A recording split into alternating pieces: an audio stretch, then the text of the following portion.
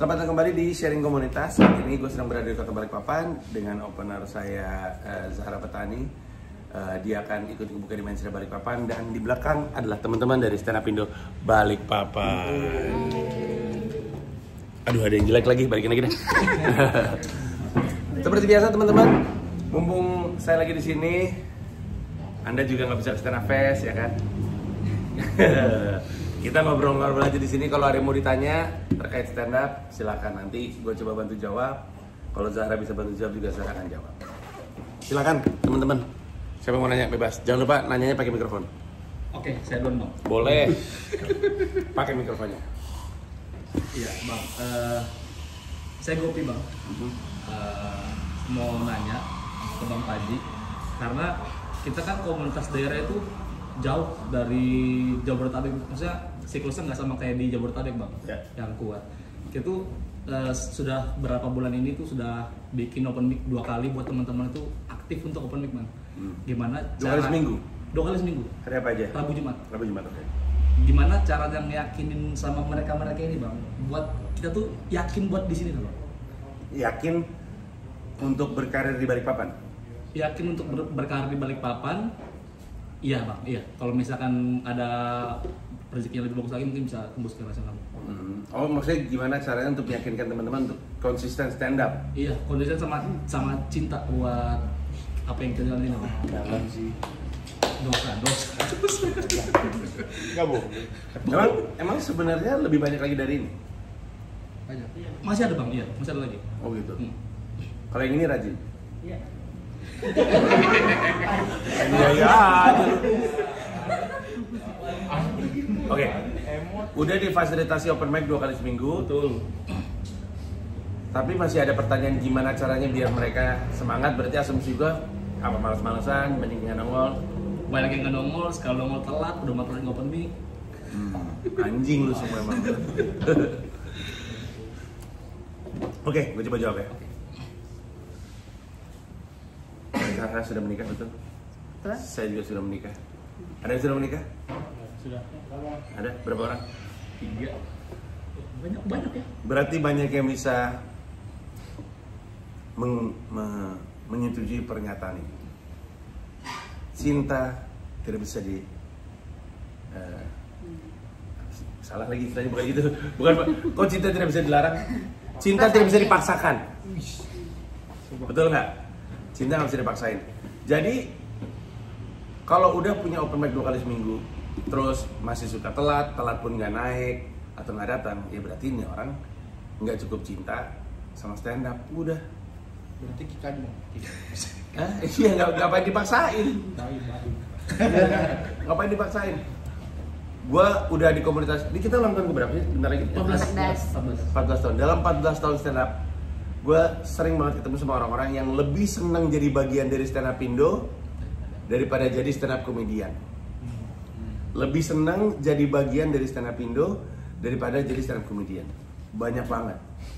Mau dibuang, ngapain? Dipertahankan, bikin bingung. Ya udah biarin aja. Iya bener. Dipertahankan bingung. Ada mulu nggak pernah open mic kan gitu ya. Sekalinya ada open mic, punya MC, gue MC aja deh, gitu. Kurang founder apa gue? Gue tahu gue. Founder ini. Jadi udah nggak bisa diapa-apain lagi, nggak perlu dipaksain. Gue juga nggak perlu marahin. Positifnya, at least ada tambahan orang di antara penonton sehingga open mic jadi ramai. Positifnya.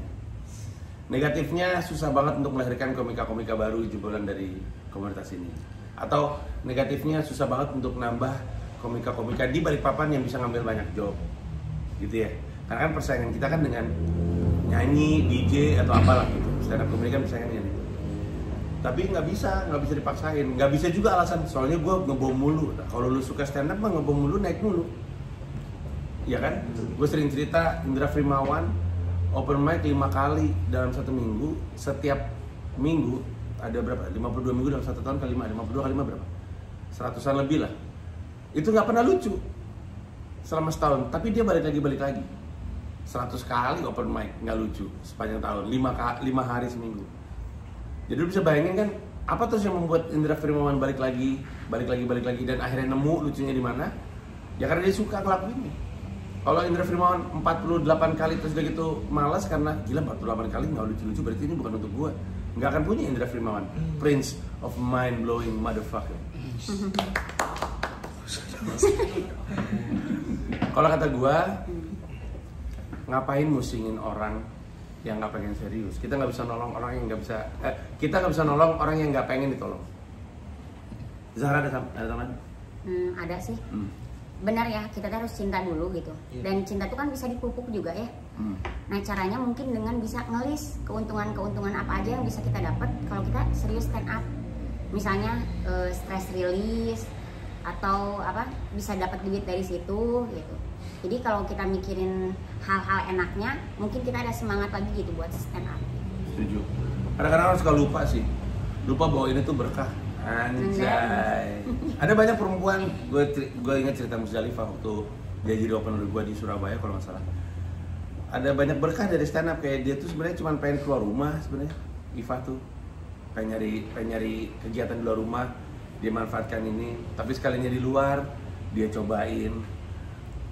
Kadang kita lupa aja bahwa yang kita lakuin itu ada keuntungannya, cuman nggak pernah di-list aja. Gitu. Lagi bang. Boleh? Nah ini tuh berlanjut ke pertanyaan selanjutnya bang. Itu enggak, kita pengen juru bicara pengen ngebangun habit stand up di balik open bang.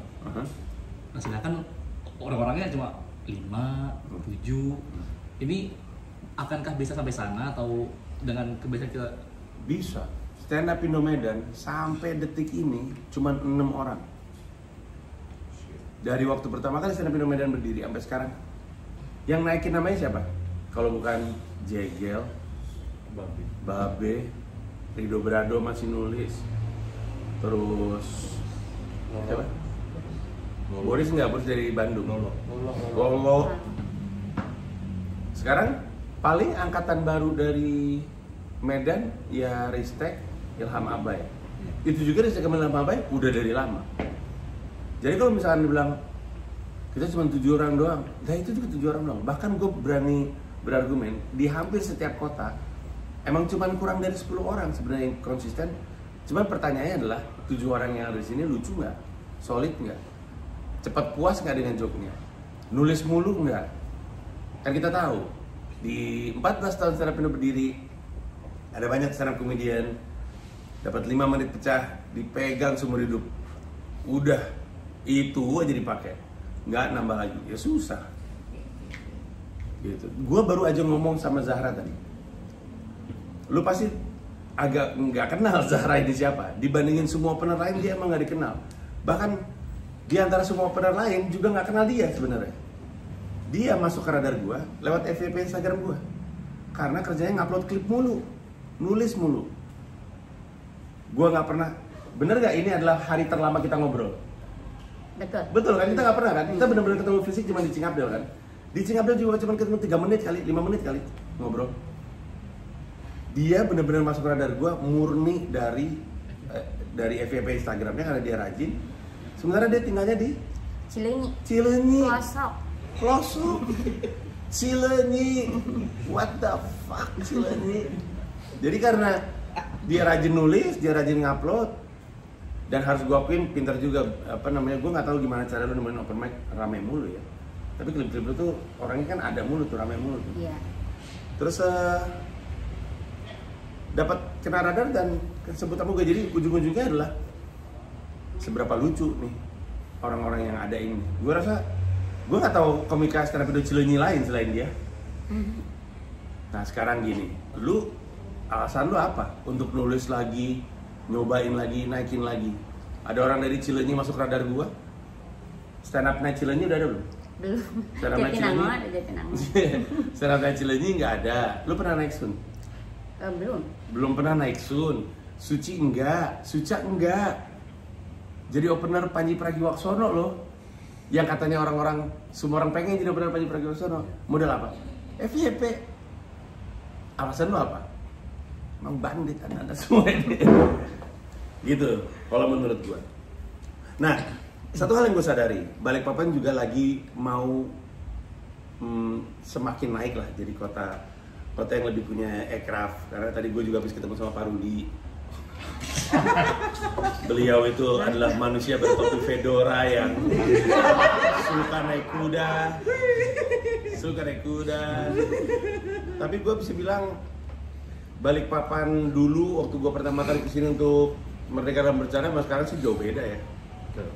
Perekonomiannya. Kan ada kota-kota di Indonesia yang makin lama makin suram.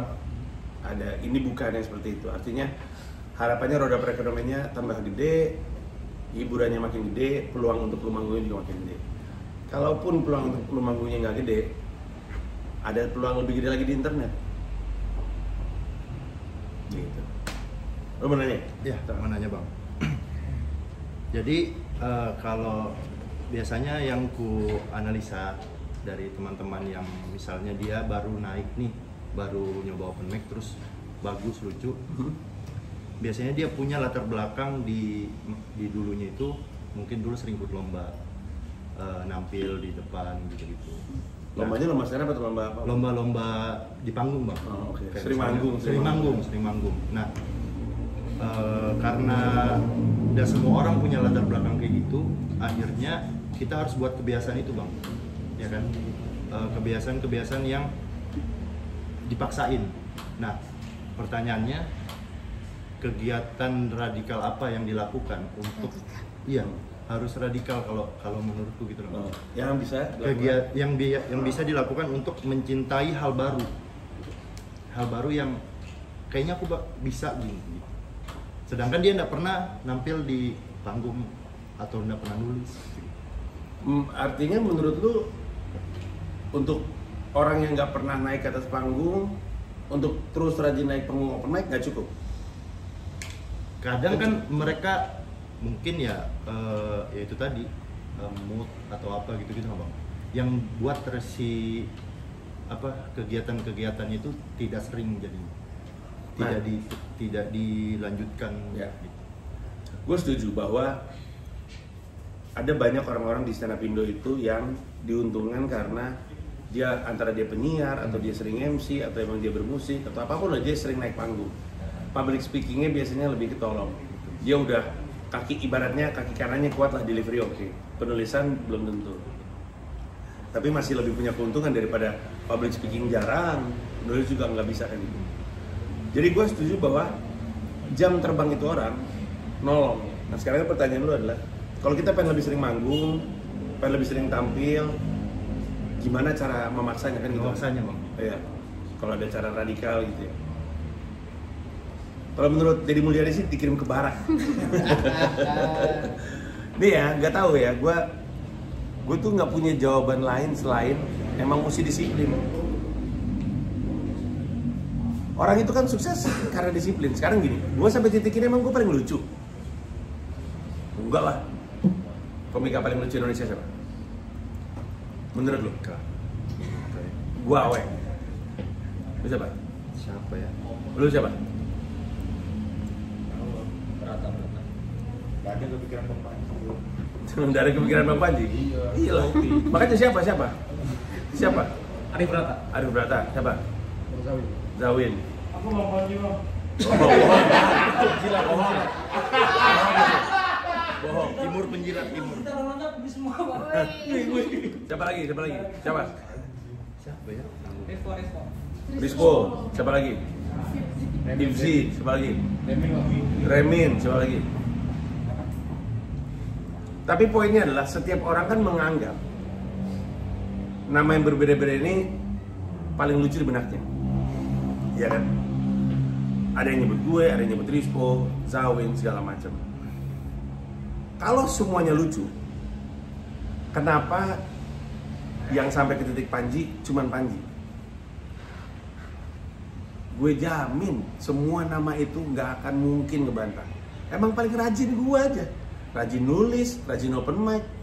Lu tanya aja semua anak stand up Indo, founder yang paling mereka sering temuin di open mic siapa kalau bukan Panji?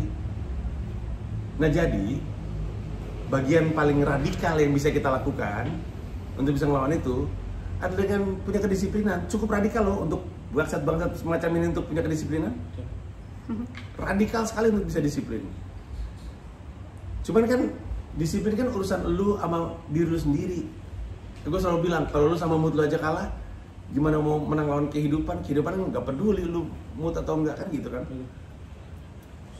Jadi nggak ada sih, gue minta maaf kalau jawabannya kamu memuaskan ya, tapi untuk punya jam terbang yang tinggi, untuk ngebantu lu di stand up, mau nggak mau harus disiplin aja, dipaksain. Mungkin ada cara radikal yang gue nggak tahu karena gue nggak tahu Kota Balikpapan kayak apa ya, tapi kayak gue sering cerita Yudakan itu nyamperin midnight sale. Jadi ada department store lagi midnight sale, dia masuk ke department store, saya boleh stand up nggak? Ibu-ibu lagi pada rebut-rebutan BH gitu, dia stand up. Radikal nggak tuh? Radikal. Nope, nanti kapan-kapan Nope turnya sampai sini ya? Sampai sini kemarin. Banyak yang nonton, mana? 100 lebih. 100 lebih. Di Bogor yang nonton cuma 35. Tapi si Zawin 53 atau 35 lupa. Si Zawin lagi Nope itu ada food court Indosiar. Jadi tempat karyawan pada makan, disamperin stand up. Nggak ada yang nyuruh, nggak ada mikrofon. Radikal nggak? Radikal. Buat apa coba kalau pikir-pikir? Kalau bukan karena mereka emang pengen ngasah aja. Yudakan waktu itu disuruh stand up di bis, ketika lagi tour Jakarta kemana gitu. Yuda stand up di atas bis. Nah jadi mungkin ada cara-cara radikal yang gue nggak tahu. Tapi kalau misalkan nggak pakai cara radikal pun dengan disiplin aja sih. Beneran deh, kita di sini pasti ada orang yang sadar bahwa walaupun lu semua bukan datang dari latar belakang public speaking, tapi sadar makin sering open mic itu makin biasa gitu. Makin nggak boy. Tadinya kan aduh ya Allah, kayak apa kali naik di atas panggung untuk pertama kali. Lama-lama kan jadi enggak. Gitu. Yang paling susah tuh bukan aspek berdiri di atas panggungnya. Yang paling susah tuh bukan aspek public speakingnya. Nulis joke itu susah. Susah, emang gua akuin susah. Ketika lu udah terbiasa berdiri di atas panggung, belum tentu terbiasa nulis bagus kan. Itu yang susah, gua akuin susah. Benar ada nama? Mungkin itu ya, kalau mau terbiasa banyak nulis, kita juga harus banyak-banyak nonton FYP deh atau reels Instagram biar kita nemu bahan-bahan aja buat ditulisin gitu. Gue setuju. Jadi banyakin nulis, banyakin open mic, banyakin nonton FYP atau berita-berita yang lagi rame. Terus banyak-banyakin nonton stand up juga ngaruh juga gitu ya. Banyak-banyakin nonton stand up dan banyak-banyakin nonton tips stand up. Beda ya, stand up sama tips stand up. Terus sunahnya yaitu upload sama ikutan lomba juga lumayan tuh. Memperkuat kemampuan kita di panggung lah gitu. Ya. Soal nonton itu ya, gue hampir lupa untuk Zahra bilang. Kita semua tuh biasanya punya pemicu gitu, trigger gitu. Pas ngeliat sesuatu tuh jadi gampang nulis. Kalau gue yang paling sering itu nonton stand up memang. Nonton stand up terus kepikiran joke-nya nggak ada hubungan sama joke yang lagi gue lihat. Misalkan gue lagi nonton nih, lagi nonton, tiba-tiba gue post terus kepikiran joke aja. Nggak ada hubungannya dengan joke yang barusan gue lihat, tapi kepikiran aja. Itu serem banget. Nah berarti kan kalau gue tahu gue sering kepicu karena nonton klip stand up, berarti kan gue harus banyak-banyak nonton stand up biar gampang nulisnya. Itu dan gue sih di pesawat ya kan, gue sering di pesawat dan di pesawat nggak ada sinyal. Nonton kadang-kadang capek, terutama kalau Jakarta New York Jakarta capek gitu. Jadi gue sering bengong tuh suka bikin ada joke, nggak tahu kenapa. Tapi gitu intinya adalah kondisikan lu untuk sering ketemu sama pemicunya. Kalau dia nonton FYP biar gampang. Jangankan gitu. Gua lagi mau bikin materi promo buku pecahan gua. Kan gua promoin itu di Instagram. Gua baca tulisan gua sendiri. Jadi ingat, oh iya benar, sebenarnya gua bisa ngulik joke-nya kayak gini gitu.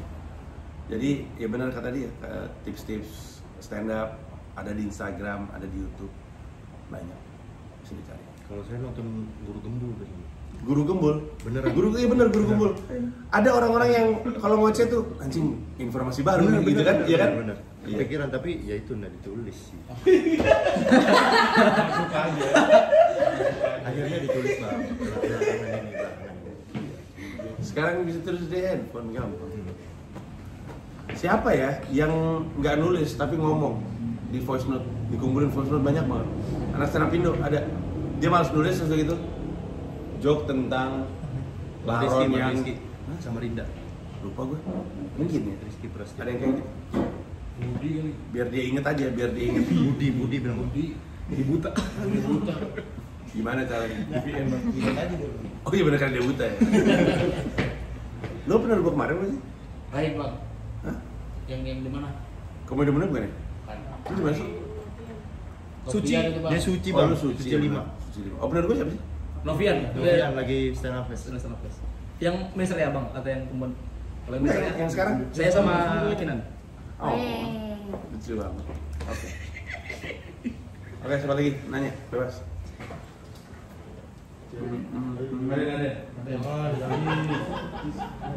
Ajis. Tanya Bing, dari Samarinda Bing. Kan enggak? Emang lu dari Samarinda? Iya. Dari Samarinda kan berapa 2 jam sini?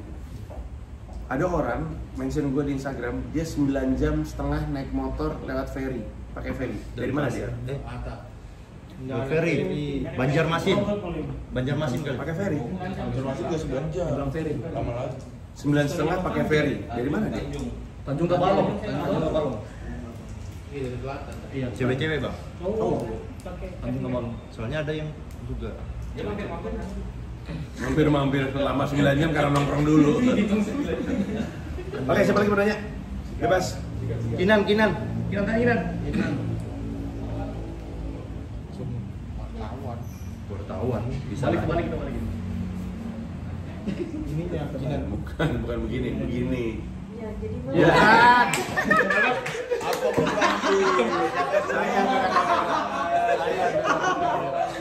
Saya nggak dapat kabar. Oke, gimana? ya. Sebenarnya masih terbalik itu. Ya. Kebalik.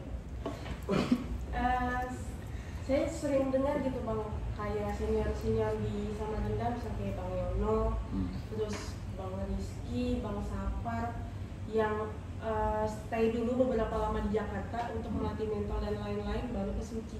Nah pertanyaan saya adalah apakah memang kita harus ke ibu kota Jakarta untuk melatih mental dan juga bahasa di sana gitu? Kan setiap kota pasti punya beda-beda jokes ya, gaya bicara juga. Nah itu sih bang, haruskah kita ke sana? Kalau ke Sucinya kan pasti harus Ya. untuk melatih mental. Namanya siapa tadi? Kinan. Nggak harus, tapi lebih mudah memang kalau ke Jakarta. Untuk sebenarnya bukan untuk mental, untuk menyatukan referensi, kata gue mah. Banyak komika dari sejumlah kota di Indonesia tuh ketika pindah ke Jakarta tuh nggak bisa langsung bikin pecah karena referensi satu nggak sama referensinya, karena dia banyak. Nah ini sebenarnya untung nggak untung ya, banyak banget komika di banyak kota itu referensinya terkait kultur, lebih ke budaya. Kan kalau lu mau di Balikpapan kan bisa rada ngecit ya, lu pakai istilah setempat kena gitu. Kayak kalau misalnya gue di Cirebon, gue pakai istilah kiri gitu, pecah mereka langsung ketawa. Kalau ada orang Jogja ngomong pakai bahasa Jawa, bisa pecah gitu karena referensinya kena. Nah karena bukan karena curang ya, tapi karena memang mereka membentuk dirinya untuk penonton mereka, ketika keluar ke tempat yang nggak dapat konteks budayanya, jadi susah. Padahal, ini kalau kita coba konfirmasi Zara ya. Padahal sebenarnya lu bisa ada di Balikpapan, nulis materi stand up yang nggak pakai konteks budaya, tapi lebih kepada masalah-masalah yang relatif lebih umum, pencurian motor, semua orang ngalamin, suami selingkuh, semua orang ngalamin, yang kayak gitu kan dialami semua orang, tapi agak susah karena lokalnya lebih seneng yang punya muatan budaya gitu. Makanya tadi gue bilang ketika pindah ke Jakarta jadi lebih mudah ketimbang berada di Balikpapan, tapi tetap bisa. Kalau lu nggak tahu gimana caranya ya, nemu tempat untuk mengembangkan joke-joke yang punya konteks yang lebih umum di tengah-tengah masyarakat yang menuntut konteks budaya, Kalau lu rajin, lu punya job solid, ketika naik ke internet, pecahnya pecah se-Indonesia, nggak cuma pecah se-Balikpapan doang. Dan itulah yang terjadi oleh beberapa komika. Zahra, prediksi gue salah satunya. Karena gue tinggal di Jakarta, dia di Cileunyi.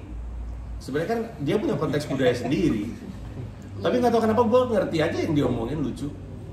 Plus kalau gue nggak salah ingat, Zahra tuh menurut gue ya, appeal-nya Zahra itu berani aja gitu ngomong. Bukan sekedar berani kayak iya ada perempuan berani, ada dia bisa ngomongin ada senior, ada bisa tektokan gitu, bisa ngomentarin senior abis ngapain gitu, ada kayak gitunya gitu. Mungkin karena dia tua ya aslinya. Ya, sebenarnya senior komunitas sebenarnya masih muda.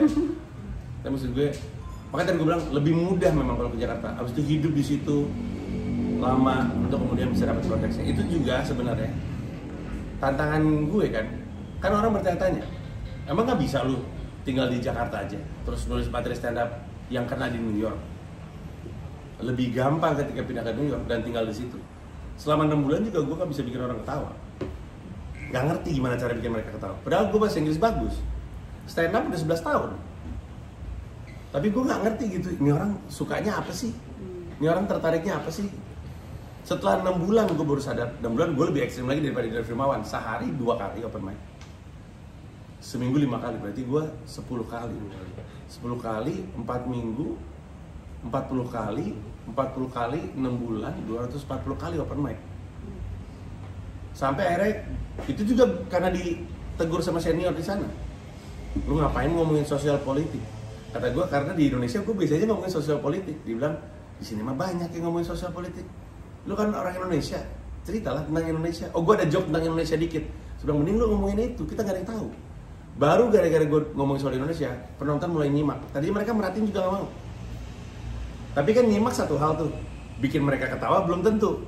Ada lagi waktunya, begitu terus. Jadi emang lebih mudah, tapi lebih mahal. Itu kalau lebih. Ada teman? Kalau ke Jakarta ya, tergantung tujuan awalnya. Kalau kamu emang benar sama, kalau pengen lebih mudah, lebih banyak link, lebih mudah dijangkau, misalnya job-job apa gitu ya, mungkin emang harus ke Jakarta. Meskipun perjuangannya juga nggak gampang bang, banyak juga yang jadi terlantar atau gimana kan di sana gitu. Sangat banyak. Salah gue abis itu. Jadi salahin gue. Komika hidup dari karya kan. Iya, Padahal iya, komika hidup dari mana gitu. Iya, iya. Iya, misteri utama. Dari mana gue ini? Jokes teman saya sih. Nah, tapi yang terjadi sama saya dulu, saya pengen banget ke Jakarta kayak gitunya biar bisa menjangkau yang lebih luas. Cuman saya dihadapkan pada kenyataan kalau saya ibu rumah tangga gitu ya, saya punya anak, saya punya suami. Makanya yang saya lakukan apa? Oh, kalau saya nggak bisa ngejangkau Jakarta, ya udah saya mulai dulu deh dari internet. Karena zaman sekarang tuh kita nggak tahu siapa yang mau nonton kita gitu. Saya ingat Bang Panji, video pertama yang saya di komen Bang Panji itu, pas saya padahal ngebom gitu, saya stand up, Ridwan Kamil ngelewat. Nggak ingat ya, lupa ya. Lupa. Terus padahal itu ngebom, lagi ngebom, Pak Ridwan Kamil ngelewat, terus saya bilang, di hacking gubernur. Gitu tuh anyep banget, anyep sama sekali. Tapi Pak RK pasti suka saya karena RK itu raja komedi gitu. Anyep, cuman Bang Panji langsung komen, pemain gitu. Mungkin karena anyepnya kok bisa saya tetap maju gitu ya. Tetap ngomong, tetap berani, tetap manfaatin gitu. gubernur. Tadi gue bilang nyali itu kan berani. Terus ya itu, jadi ternyata emang benar gitu, dengan keterbatasan saya sebagai ibu rumah tangga, saya nggak bisa ke Jakarta. Dengan saya posting tanpa saya duga, nge-reach-nya tuh Bang Panji, Cing Abdel gitu kan, Bang Radit juga saya pernah jadi openernya gitu ya, tanpa saya harus ke Jakarta gitu. Itu Neng. lu jadi opener Radit di kota apa? Jakarta. Di Jakarta. Gokil. Dua founders bro. Dua founders sama satu bapak-bapak Padang. Cing Abdel. Ya. Oke. Siapa lagi? Debi. Terima kasih.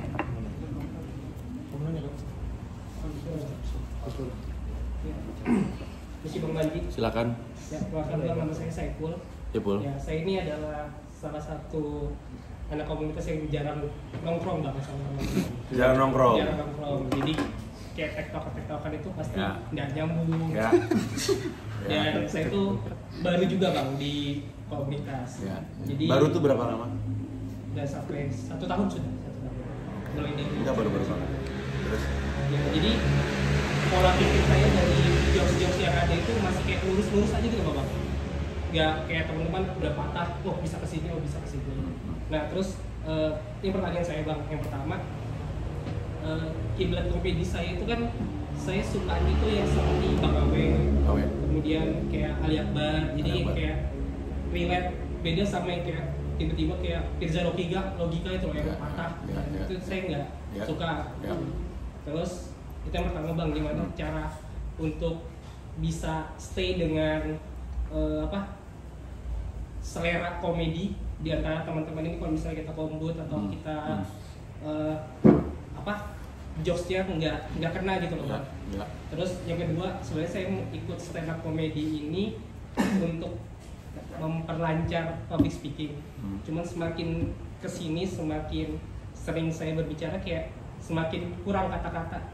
Maksudnya itu tidak sediplomatis atau sebanyak referensi seperti itu. Ya. Itu aja sih bang. Yang gue jawab yang kedua dulu ya. Menurut gue, barusan lu nggak punya kendala. Menurut gue, sering banget. Ini untuk semuanya juga ya. Sering banget kita tuh agak terlalu kritis sama diri kita sendiri. Padahal nggak apa-apa. Menurut gue, tadi lu ngomong baik-baik aja kok. Masa lu terbata-bata, semua juga terbata-bata. Biasa-biasa aja. Tapi kalau emang lu pengen lebih baik dalam merangkai kata gitu ya, gue cuma punya satu. Mungkin Zara punya yang lain dan mungkin ada banyak ribuan cara lain, tapi kalau cara gue adalah baca tapi keras-keras. Baca apapun, nggak harus baca novel, baca caption orang juga nggak apa-apa. Kalau gue itu karena kalau gue baca sesuatu panjang, kuping gue terbiasa mendengar kata yang biasa dipakai untuk dirangkai setelah kata ini. Ngerti nggak maksud gue? Jadi kupingnya tuh biasa denger paragraf utuh, biasanya habis kalimat ini, biasanya habis kalimat ini, habis kata ini, begitu terus sampai jadi kebiasaan. Sehingga ketika kita ngomong, kuping kita kayak ngasih tau otak kita biasanya habis kata ini sih gitu. Ngerti maksud gue? Jadi itu cara gue, karena memang mungkin gue tipikal orang yang kalau belajar mesti kayak praktek gitu, nggak bisa cuma baca, nggak bisa cuma pasif dengar, harus kombinasi dari keduanya. Itu kalau cara pengen punya kosakata yang lebih lengkap. Nah yang pertama nih, jadi kan lu bilang ya, lu nggak suka nongkrong sama komunitas, nggak apa-apa. Kan ada yang pengen nongkrong, ada yang nggak pengen nongkrong. Gua nggak pernah nongkrong waktu di sana. Di sini juga gua nggak pernah nongkrong. Gua nggak suka nongkrong lah. Tapi kan founder kan bukan bagian dari komunitas mana-mana ya gitu. Gue bilang gue stand up Indo Jaktim, tapi gue juga nggak pernah main sama anak stand up Indo Jaktim karena gue tinggal di Romangun sebenarnya. Di New York pun gue dikasih tahu, lu kalau mau cepat maju harus banyak nongkrong. Semuanya, termasuk yang gue hormatin. Dan sedikit banyak dia benar, karena job itu banyak datang dari teman. Di New York ataupun di Balikpapan gue jamin. Cuman masalahnya untuk gue tuh agak susah, soalnya umur gue 46, ini rata-rata umurnya 20-an semua. Abis open mic, yuk kita ke bar gitu. Ngomongin apa juga gue gak ngerti.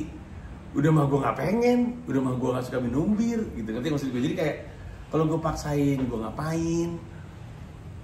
Tapi kalau katanya kalau gue gak ikutan, gue gak dapet peluang. Tapi gue bilang sama diri gue sendiri, gue mah belum menurut gue belum nyampe di titik dimana gue berhak dapat peluang-peluang ini. Gue nulis dulu dah, beneran deh. Gue udah berhasil ngumpulin 50 menit joke dalam bahasa Inggris solid, tapi gue belum merasa itu cukup buat gue masih pakai nulis banyak. Gue kerasa kok 3 tahun gue di New York, makin kesini nulis gue makin bagus. Kerasa kok, makin kesini makin nggak kepake joke-joke lama. Jadi udah, kalau emang lu nggak nyambung, ya nggak apa-apa juga. Terus dibilang lu ntar nggak dapet job, belum waktunya dapet job juga, masih jelek gue nulisnya, ngerti nggak maksudnya? Nah, terus lu bertanya, tapi gimana ya, selera humor gue nih nggak nyambung sama teman-teman. Pertanyaannya adalah open mic-nya isinya banyaknya teman-teman atau penonton umum. Kalau teman-teman emang agak susah, teman-teman lu nggak ketawa. Kalau penonton umum harusnya nggak masalah. Kalau mereka nggak ketawa, justru lu lebih pusing. Kalau mereka nggak ketawa ya. Nah, gue menangkap sesuatu dari pernyataan lu yang membuat gue menyarankan lu kalau nonton stand up-nya orang, mendingan nih caranya Gamail nih. Mending lu Gamail dan Adriani, mending lu tulis kenapa menurut lu ketawa denger joke ini. Karena tadi lu bilang lu suka Awe dan suka Ali Akbar. Lu sukanya yang lurus-lurus, lu nggak suka main kayak apa? Fisiologika. Tapi sebenarnya dua orang itu justru materi stand up itu nggak lurus-lurus aja. Lurus tuh Dani Beler, Ridwan Remin. Awe itu what if-nya, wah, gue baru tadi malam ngelihat dia stand up ngomongin soal dia umroh. Dia dapat stand up soal setiap kali sholat selalu ada sholat mayit karena dia meninggal, dan kalau sholat mayit semuanya ikut sholat mayit karena dapat pahala. Sampai satu hari nggak ada yang meninggal, sementara kan ada yang ngejar pahala. Terus ya masa gak ada yang meninggal, terus sampai sedih kamu. Ada yang meninggal, Allah. Lucu banget Awe. Tapi kan itu kan, nah artinya bisa jadi penilaian lu terhadap apa komedi yang lu suka, apa yang komedi yang lu gak suka, kenapa lu ketawa, kenapa lu gak ketawa, itu belum cermat. Karena Awe dan Ali Akbar tuh tidak seperti yang lu gambarkan. Jadi saran gue, lebih banyak nonton lagi stand up-nya dan lebih analitis gitu. Gamail sama Rian tuh cerita sama gue tuh, mereka nulis, gue tuh ketawa kenapa ya? Karena ada kayak joke tuh nggak harus patah loh. Kalau lu bener-bener perhatiin, joke tuh nggak harus patah. Ada joke yang sifatnya keterwakilan kan? Iya lagi bener, ngerti nggak sih gue? Dia ngomong sesuatu yang gue pikirin terus gue ketawa. Gue kemarin habis nemu stand up comedian yang kayak gitu kemarin. Duik tuh dia 4 besar suci kalau nggak salah. Dia 4 besar suci. Dia ngomongin sesuatu yang cuma ngomongin fakta. Terus gue mikir, nggak patah itu. Tapi karena faktanya keterwakilan, jadi kita anjing iya lagi, lucu banget, bener lagi gitu. Nah jadi belajar lebih banyak lagi, lebih teliti lagi soal kenapa lo ketawa dan kenapa lo nggak ketawa. Zahra ada teman? Iya itu sih betul. Jadi kalau kita jokesnya nggak lucu di satu tempat atau kita ngerasa nggak nyambung, coba di 3 tempat lain gitu, atau di 2 tempat lain. Kalau emang masih nggak pada ketawa, berarti emang kurang lucu gitu. Mungkin bisa digali lagi. Lu tuh sekarang pindah Balikpapan ya? Di sini ada yang dari Samarinda? Dari Samarinda? Karena lu udah pindah ke Balikpapan atau emang dari Samarinda ke sini? Orang Balikpapan cuma kuliah di Samarinda. Oh, emang orang Balikpapan cuma dari Samarinda. Oke. Sebenarnya susah nggak sih ngejar ke Samarinda naik motor? Enggak sih harusnya. Enggak ya? Ya cuman ongkos bensin aja ya, nggak bisa sering-sering. Tapi kan kalau emang kata dia nggak lucu di satu titik, cobain di titik lain kan berarti lu punya open mic 2, coba ke Samarinda atau kemana gitu. Kalau di Bino Sangatta. Harinya sama bang, Oh gitu, berarti dalam 1 minggu mungkin kadang-kadang yang satu Balikpapan, yang satu lagi Samarinda. Terserah sih, tapi poinnya manfaatin aja kesempatan untuk ngetes jobnya di tempat yang lain. Atau lu bisa pakai pendekatan Mongol. Mongol tuh ketemu orang ngetes job. Iya bener. Iya. Si anjing kalau lagi ngumpul, ini mah lagi mau ngetes job ini. Dan lu kan kadang-kadang bisa sama teman lu, bisa sama apa? Lu kerja atau sekolah atau apa? Kerja ya, bisa di tempat kerja lu. Guru dia bang. Kepala sekolah dia bang. Guru aja. Guru aja ya, bisa di antara para guru Kepala sekolah. atau murid. Lu tes sambil lu lecehkan gitu. Enggak. Ada lagi yang mau nanya? Ya silakan. Ini ya. Asik ajarin. Ini mau gue tidurin ya. Balik. Mau diumpanin ke kamar gue katanya. Kurang. Oke silakan. Tadi namanya siapa gue lupa? Ceril bang, saya dari Ceril. TT Perantara RMT. Ya. Jadi bang, menurut saya makin kesini open mic itu makin susah karena penonton sekarang itu menurut saya bang pengen komik itu materinya cuma materi yang blue kasar gitu. Kalau kita stand up yang kayak biasa-biasa aja, kayak mereka nggak mau dengar dan nggak mau nonton gitu. Ya. Nah, kita kan stand up comedian ini tujuan besar kita pasti pengen masuk TV. Ya. Sementara kita kalau masuk TV pasti kita harus stand up yang benar atau nggak ada ngomong jorok atau kasar gitu. Saya sekarang ini ada di zona ngomong kasar bang. Ada apa? Ada di zona yang kalau stand up itu kayak ngomong kontol gitu. Lu maksudnya lagi kayak gitu atau nggak mau kayak gitu? Lagi kayak gitu. Oh Bang. lagi kayak gitu. Okay. Sementara kan kalau kita pergi audisi suci atau suca, kita kan harus stand upnya yang benar gitu, yang bersih, yang clean gitu materinya. Terus gimana sih caranya ngatasin itu bang biar kita walaupun nggak nggak diterima sama penonton, tapi stand up kita masih di jalan yang benar gitu. Ya, oke. Masih ada lagi? Udah? Lu nggak harus clean kan? Sebenarnya kan gini, Cheryl coba pegang mikrofonnya. Elunya sendiri lebih seneng clean, lebih seneng nggak clean? Lebih seneng? Yang nggak clean sih. Yang nggak clean? Iya. Nggak apa-apa, Cheryl. Kan tadi bilang, kita kan jadi stand up comedian pengennya masuk TV. Iya kan?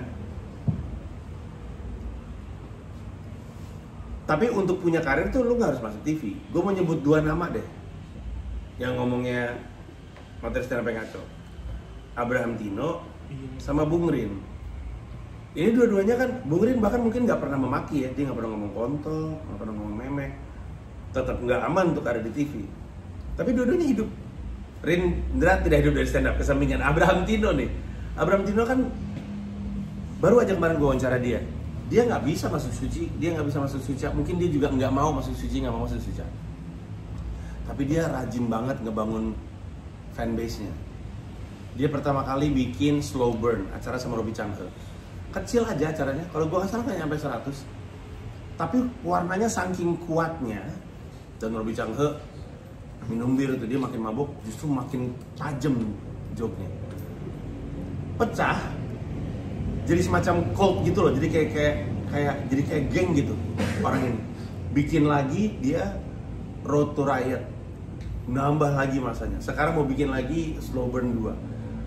Pada saat yang bersamaan, di antara show-show ini yang jedanya setiap tahun satu, dia punya Discord community online gitu di Discord, ngumpulin orang. Nah, yang rutin tiap minggu itu tuh orangnya lama-lama 1000, sehingga setiap kali dia bikin show nunggu.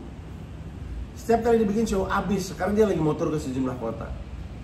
Artinya dengan materi stand up yang nggak harus bersih, nggak harus clean, lu tetap bisa hidup, tapi ada konsekuensinya. Lu nggak hidup dari korporat gig, lu nggak hidup dari TV, lu harus hidup dari fans lu sendiri. Nah, fans lu ini mesti dibangun. Dibangunnya dengan sesuatu yang rutin. Memang betul, pas kita bikin show pasti ngebangun. Tapi kan show setahun sekali. Kebangun sih, tapi kalau lu cuma punya show sebagai cara untuk ngebangun audiens lu cuma punya kesempatan setahun sekali untuk ngebangun. Tapi kalau lu punya sesuatu yang mingguan, live Discord untuk AB, podcast untuk yang lain, vlog untuk gue, lu tuh punya cara untuk numbuhin audiens lu tuh seminggu sekali. AB mungkin nggak bisa bikin vlog, AB mungkin nggak mau bikin podcast, tapi dia bersedia untuk bikin Discord. Ada orang yang bilang, capek banget live Discord mulu, mendingan bikin vlog. Udah bikin vlog. Nah, pertanyaannya sekarang, gimana caranya lu ngumpulin audiens yang satu selera sama lu?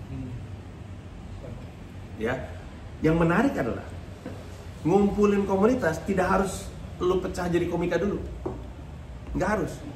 Yang penting satu pikiran, satu selera. Yang penting disiplin. Ada banyak podcast yang bukan datang dari orang terkenal, cuman rajin aja. Nah, caranya gimana? Caranya ngumpulin audiensnya itu lu harus riset sendiri yang cocok sama lu, karena tiap orang beda-beda. Jangan khawatir sih, jangan khawatir. Siapapun bisa tetap hidup dari stand up. Walaupun harus gua akuin ya, konsekuen dengan pilihan karir lu, konsekuen. Jangan lu ngambil jalur ini terus lu tuh suatu hari anjing lah, gue juga pengen dapat duit kaya raya kayak sini. Lah kan lu udah ngambil pilihan karir ini, konsekuen aja. Kalau lu pengen kaya raya kayak misalnya Raditya Dika, ya berarti ngambil jalurnya yang clean. Jangan lu ngambil karir seperti itu terus lu iri, gitu. Kebayang maksud gue? Gitu, ya. Sama-sama. Zahra ada teman? Tidak. Nah. Yang lain? Ya, silakan. Tadi nama lu siapa? Mail bang. Mail, silakan Mail. Abang saya mau tanya bang, kan bisa dibilang saya dikasih gift nih sama Tuhan ya, seperti ini. Saya pengen tanya gimana sih caranya gunakan mempertajam gift ini tapi tidak dengan cara nge-cheat gitu. Yang lu anggap nge-cheat apa?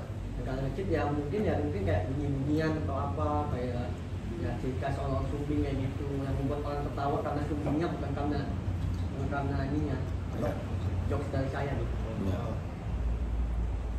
Kayak lu nggak mau ngambil pendekatan Davi Sumbing? Jangan apa yang meletus itu. Nggak, Davi Sumbing kan emang memanfaatkan sumbingnya. Kalau lu kan tadi bilang gimana caranya tetap lucu dengan gift ini, tanpa harus menjadikan sumbingnya jadi objek tertawaan gitu kan lebih benar nggak atau nggak? Enggak, karena kan kebanyakan yang ngomong kan mungkin dikiranya ini ngecit ini karena kenapa, karena sumbing mungkin Ya.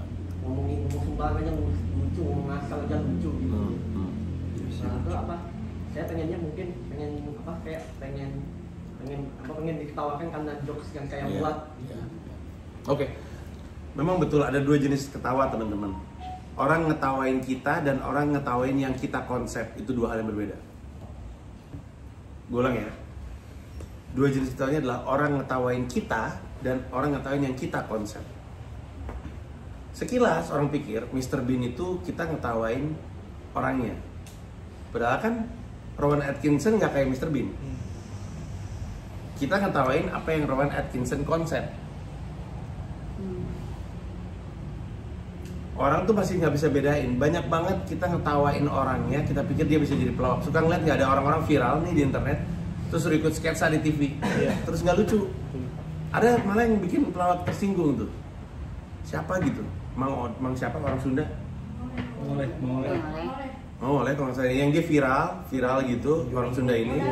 Narik kursinya Bang Mali. Iya betul. Terus gitu dia ngelawak kan. Ngelawak dari kursinya Bang Mali jatuh tersinggung marah. Orang TV yang manggil si orang Sunda itu si apa? Mang Oleh itu salah nangkep. Dia pikir Mang Oleh itu aslinya nggak kayak gitu. Dia pikir kita ngetawain apa yang Mang Oleh konsepin. Emang Mang Oleh kayak gitu, kita ngetawain orangnya yang nggak bisa konsep disuruh ngelawak di tempat yang berkonsep, ngeblank dia. Jadi makanya kita mesti bisa bedain. Ketika kita lagi stand up nih, nggak lucu nih, kita lagi ngelempar apa yang kita konsep, nggak lucu, terus kita bilang, aduh anjing nggak lucu lagi, mereka ketawa. Yang mereka ketawain kan kita.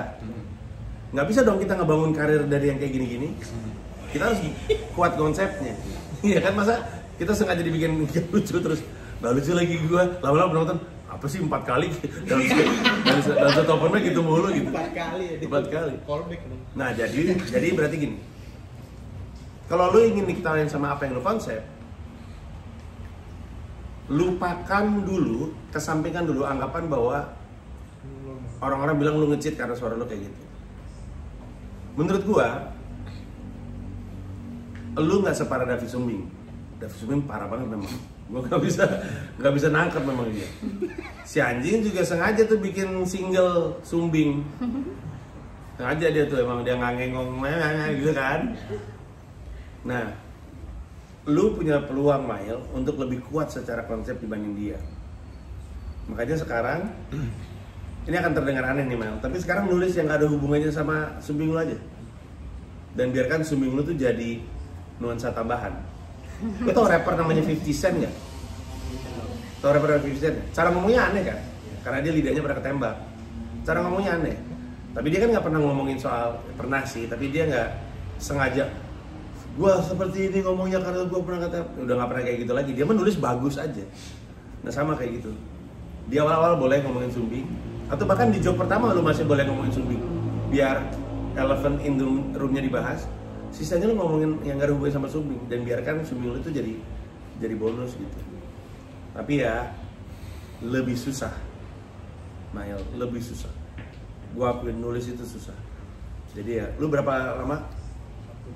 1 tahun, oke, masih ada waktu. 1 tahun asumsi gua open mic sekali seminggu. Ya mau seminggu. Dan berarti baru 50-an kali. Ya deh, nggak apa-apa, aman. Yang kita sering lupa ya. Lu pada suka ngerekam gak sih? Ngerekam video gak sih? Kalau lagi stand up. Yang kita suka lupa adalah kalau kita ngerekam stand up, kita lebih kritis sama kita lagi stand up-nya daripada joke-nya. Betul lagi. Iya. Jangan kritis sama joke-nya. Makanya sebenarnya lebih efisien kalau lu rekam audio aja. Biar mata lu tuh nggak ngelihat gerak-gerik lu. Kadang-kadang kita ngapain sih gua kayak gitu? Ih, ngapain gua kayak gitu? Yang dilihat tuh kitanya. Lebih kritis sama joke-nya deh. Ada teman? Tidak. Yang lain? Oh ini tadi ngomong. Tuh dia dulu. Ngedip ya? Disiapin. Itu ngedip nggak mic-nya? Tadi gue lihat nggak. Assalamualaikum warahmatullahi wabarakatuh. Aden. Jadi nyampein pertanyaan titipan bang dari teman soalnya nggak bisa datang. Oke. Duit. Menurut abang komik-komik sekarang itu ya komik-komik baru ya, contohnya kesalahan-kesalahannya apa gitu pada komik baru, dan bagaimana cara ngatasin kesalahan-kesalahannya tersebut. Terus juga apa mindset yang harus ditanamkan sama komik baru biar bisa cepat berkembang gitu Bang. Itu aja, makasih.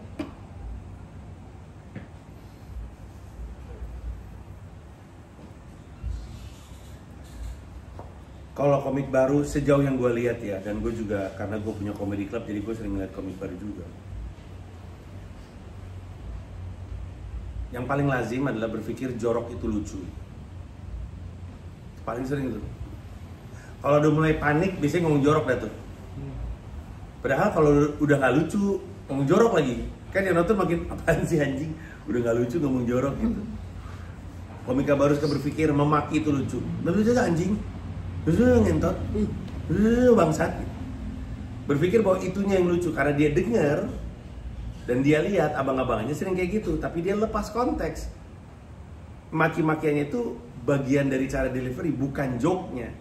Joke-nya lucu, ada imbuhan, ada akhiran lah. Di belakang dalam bentuk makian. Padahal bukan itu yang bikin lucu. Sering banget lo lihat komika-komika tuh berpikir ngomong jorok gitu, ngomongin yang nge-blue itu way out. Padahal enggak, itu satu. Yang kedua, moga-moga gue jelasinnya bener ya.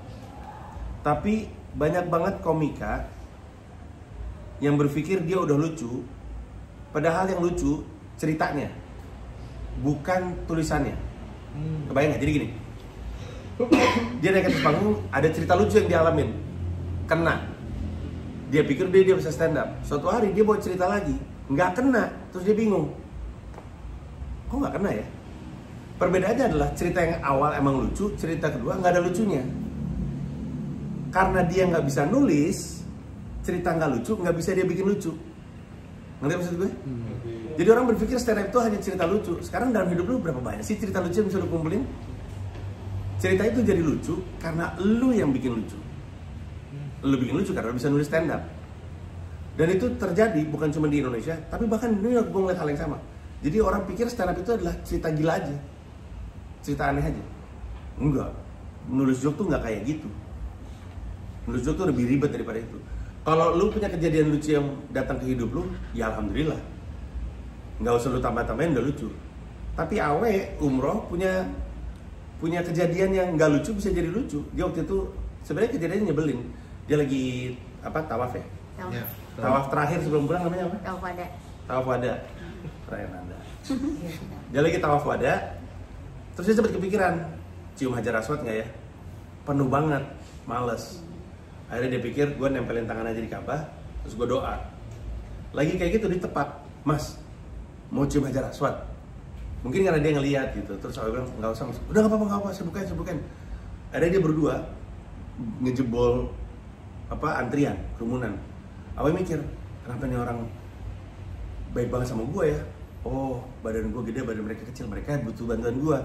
Jadi Awe ikut ngebantu ngebukain. Pas nyampe sana, Awe pikir ini orang akan cium hajar aswad. Tiba-tiba bapak-bapaknya ngalangin sama orang, Awe, cium. Awe bilang, ya udah gue cium tuh orang. Terus udah gitu, udah nih, akhirnya dia cium, dia berdoa. Setelah itu dia keluar, terus Awe bilang, Pak, terima kasih banyak udah dibantu ya. Iya, makasih serelanya. Maksudnya apa? Serelanya aja. Ternyata dia itu jasa. Dia jasa. Biasanya sih saya 500.000 gitu. Awe kesel. Dia nanya sama penonton tadi malam, menurut lu itu dipalak bukan? Dipalak. Iya, gue juga ngerasa dipalak. Ini orang aneh juga ya. Dia malak gue di markas besar Allah Pusat kan. Di cuma markas besar Allah Pusat. Tapi kan lu bisa sadarin ya, kejadiannya kan bukan kejadian lucu, kejadiannya adalah kejadian menyebalkan sebenarnya. Tapi kalau orang bisa nulis stand up, dia tahu bikin cerita nggak lucu jadi lucu. Permasalahan banyak anak stand up adalah dia pikir stand up itu cukup cerita-cerita lucu aja, enggak. Harus bisa nulis joke. Gitu. Itu sih menurut gua. Kalau Zahra di komunitas biasanya nggak tahu. Biasanya mah ada yang baru 1-2 kali open mic nggak lucu udah ngilang aja.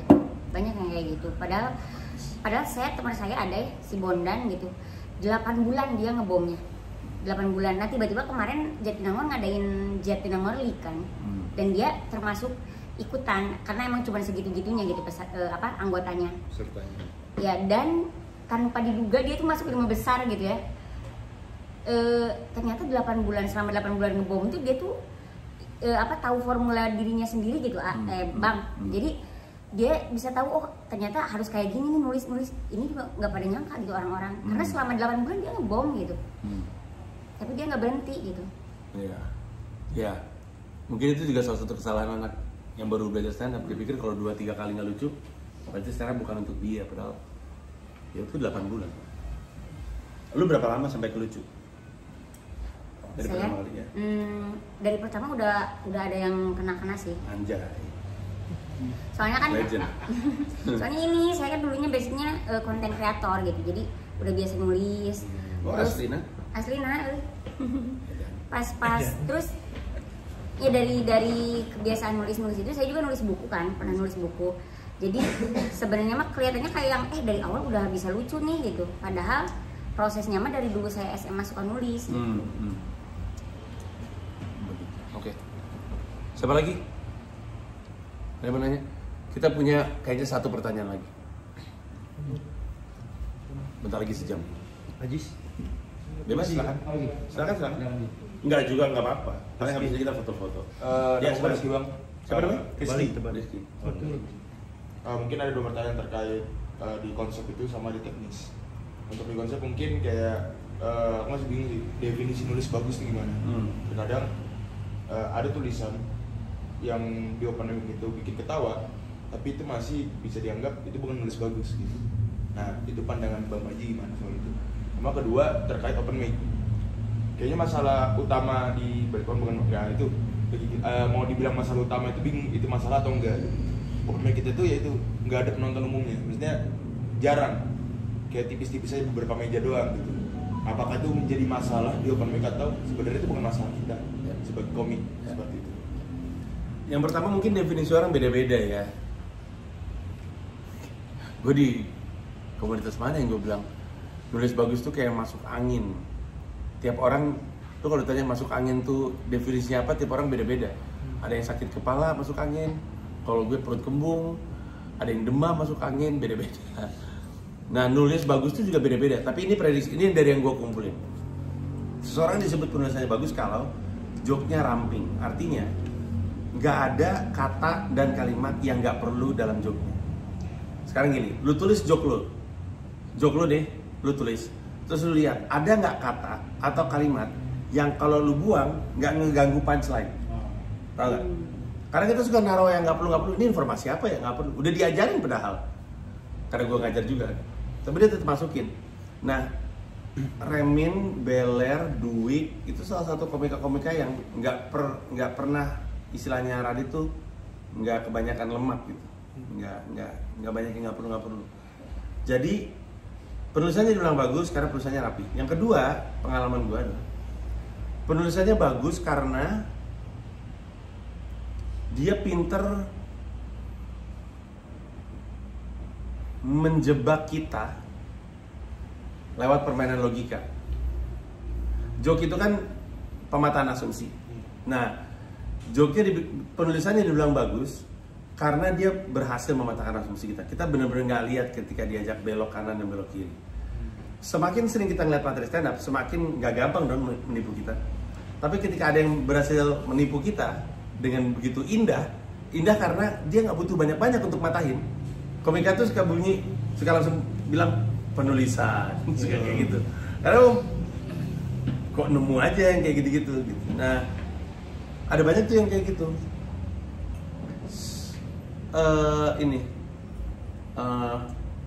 Siapa kemarin gue bilang nulisnya bagus banget? Rin Hermana itu kan dikenal sebagai komika yang ekrot kan andalannya. Semalam dia nulis tentang beradu satu panggung dengan Kang Isman. Lucu banget joke-nya. Jadi gini, ini gue takut salah, tapi kurang lebih premisnya kayak gini. Premis besarnya adalah stand up Indo selalu ada tumbal. Saya siap jadi tumbalnya stand up Indo. Dia bilang kayak gitu. Itu aja berani sekali gitu untuk ngomong gitu. Terus dia bilang, soalnya saya sepanggung dengan monster-monster. Yang pertama dia nyebut siapa ya? Gue lupa siapa gitu, Brata kayak atau siapa gitu. Oh, Barry William. Yang kedua dia ngomong Isman. Dia pokoknya dia Bang Barry sama Brata sama siapa. Sebilang Isman. Penonton ketawa. Sebilang, nah Isman agak tricky. Sebilang gini. Kalau kadang-kadang kalau dia lucu, kadang dia lucu banget, kadang dia kebangetan atau gimana gitu. Jadi bagus dinulisnya. Terus bilang, tapi masalahnya adalah kita emang nggak boleh bandingin Kang Isman sama yang lain. Kang Isman itu kayak motor yang legenda apa sih? Honda Astrea legenda. Kang Isman tuh kayak Honda Astrea. Jangan dibandingin sama MotoGP. Honda Astrea mah masih bisa jalan spion yang gak goyang-goyang aja, udah alhamdulillah gitu. Itu lucu banget menurut gue. Dan itu tuh bukan, dia nggak pakai act out, nggak pakai apa. Terus terakhir dia tutup, kalau main Kang Isman mah udah aja, kita hormat aja karena dia legenda gitu. Jadi kita semua pas denger, aduh bagus lagi nulisnya, karena kita sepakat dengan analogi yang dia pakai, kita kaget juga dengan kejutannya dia. Biasanya sih gitu, biasanya 2, nggak ada kebanyakan materi kata-kata yang nggak perlu, dan mampu dengan efisien bikin kita kaget dengan cara yang nggak ketebak. Kayaknya gitu kalau sejauh pengalaman. Zara sendiri? Cukup sih. Oke, jam 1 lewat, mohon maaf. Yang kedua pertanyaan soal open mic, oke. Masalah jawabannya. Masalah kalau misalnya lu cuma bisa bawa lu sendiri. Karena makin lama kita sering ngumpul, makin gampang kita ketawa. Kemarin gue bisa ngeliat kan di Comika Comedy Club kan juga kolaborasi sama Stand Up Indo Ciledug, Stand Up Indo Jakbar. Ini kalau nggak salah Stand Up Indo Ciledug. Ada anak Ciledug naik atas panggung. Ini anak belum ngomong, komunitas udah ketawa gitu. Karena ada konteks di luar yang orang nggak ngerti, yaitu ini orang tuh sebelumnya habis open mic, joke-nya pecah, dia ingat. Kebayang nggak? Jadi misalkan lu nih open mic di Stand Up Indo Balikpapan, joke lu pecah, anak-anak ini kan, lu naik di tempat yang lain, di tempat Comika Comedy Club, lu belum ngomong, ini pada ketawa karena mereka ingat joke lu seperti apa. Orang lain kan nggak ngerti lucu di mana, internal. Terus dia ngelempar joke-nya nggak kena, satu komunitas ketawa. Kali ini ketawanya beda, lu pada ngetawain dia karena lu ngeliat anjing, pasti dia kaget kemarin baru bisa, kok sekarang nggak kena. Penonton umum nggak ngerti lagi kenapa ketawanya. Jadi kesimpulannya adalah kalau lu stand up di depan lu semua, emang rada menghambat lu untuk bertumbuh. Jangan-jangan permasalahan komunitas ini tuh bukan nyari tempat open mic, nyari penonton. Betul. Nah, gue cuma punya satu cara. Cara ini gue pernah bilang berkali-kali, tapi ya mungkin emang gak gampang ya. Caranya adalah harus collab cross komunitas. Gue nggak tahu sih kenyataannya di Balikpapan seperti apa. Tapi kalau di kota lain, biasanya ada aja orang yang emang butuh kalian. Misalnya komunitas motor, suka ngumpul di mana, pengen ada stand up kolaborasi sama Stand Up Indo Cirebon gitu misalnya. Stand Up Indo Cirebon di sana stand up. Karena masyarakat umum pecah. Ntar cari lagi ada ulang tahun SMA apa kayak gitu-gitu. Jadi kerjanya keluar mulu nyari kemana gitu. Agak susah kalau misalkan. Nah ini masalah satu lagi anak Stand Up Indo. Anak Stand Up Indo itu cuma bergaul sama anak Stand Up Indo lagi. Agak susah tuh. Agak susah nyari job juga lagi. Bergaul sampai nggak ada kerjaan, dia nggak dapat job. Jadi emang pertama anak Stand Up Indo nggak boleh bergaul dengan hanya anak Stand Up Indo. Kedua alasannya adalah karena dengan itu lebih mudah untuk lu ketemu sama orang lain gitu kan. Kalau misalkan lu anak Stand Up Indo tapi lu juga anak film anak film atau paskibraka gitu kan, kadang-kadang lagi nongkrong sama paskibraka, lu bukan anak stand up ya, ajak kali beberapa anak stand up di acara paskibraka ini gitu kan, jadi ada peluang gitu, walaupun kita nggak tahu anak paskibraka acara apa ya, atau komunitas film indie gitu kan, karena kebetulan nama stand up comedy sebagai kesenian kan emang gede. Iya kan, jadi kalau misalnya lu bilang lu mewakili anak stand up Indo, at least lu bawa segini orang. Gila kali acara komunitas lain dibawain segini orang mah happy gitu. Jadi ya mungkin kendalanya kalian itu nyari penonton. Dan itu perjuangan yang nggak ada hubungannya sama teknik stand up. Iya. Pertanyaannya, udah mah belajar teknik stand up capek, masih punya tenaga nggak ya untuk belajar yang non stand up? Disinilah beruntung kalau ada komunitas yang lebih organisasional daripada keseniannya. Karena ada komunitas yang kayak gitu. Beberapa komunitas stand up Indo tuh didirikan sama IO sebenarnya. Orang IO. Jadi dari awal pendiriannya emang dalam kepalanya tuh udah pengen dikolaborasiin, pengen diapain gitu. Dan kalau ada orang IO kan jadi bukan sekedar orang IO, bukan kerja di IO, dialah pemilik IO gitu kan, jadinya kan lebih terorganisir ya, lebih organisasional gitu. Ya mesti cari siapa di sini yang senang kayak gitu-gitu, atau kalau enggak terbukalah sama anak-anak komunitas yang lu lihat punya peluang untuk melakukan kayak gitu. Gitu. Oke, jawab ya. Makasih banyak teman-teman. Sorry nggak bisa lama-lama. Kebetulan saya belum sholat isya nih. Masya Allah. Kita tutup dengan foto-foto. Terima kasih banyak. Thank you Zahra.